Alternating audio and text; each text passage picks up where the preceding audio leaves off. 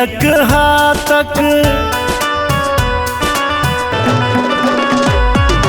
तिल गुड़ खेबै मैयक हाथक भोरे भोरे आई नहे बैया मिथिला के पाबन खूबे मन भावन तिला सकरैत मने बैया तिल गुड़ खेबै मैयक हाथक।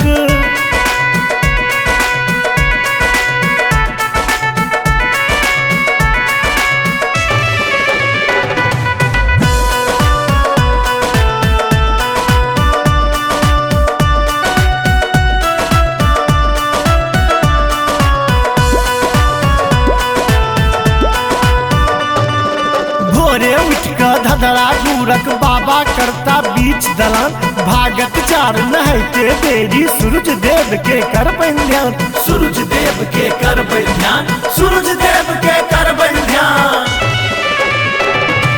पूर्णी पोखर नहा क हम एबै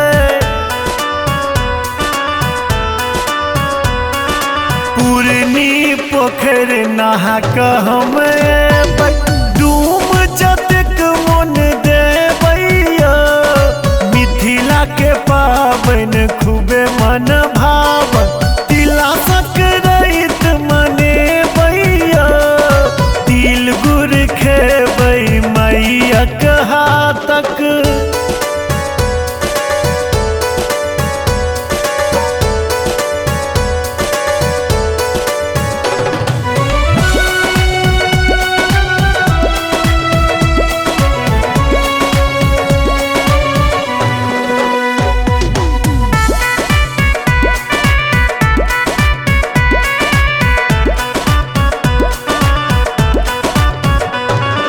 धिपले धीपल खिचेर तै पर करकल घी के स्वाद बेजो तरुआ बनते आई खमहौरक तिलवा लाइके रहते जो तिलवा लाइके रहते जो तिलवा लाइके रहते जो।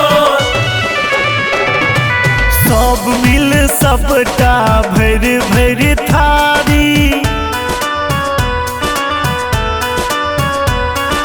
सब मिल सबटा भर भर थारी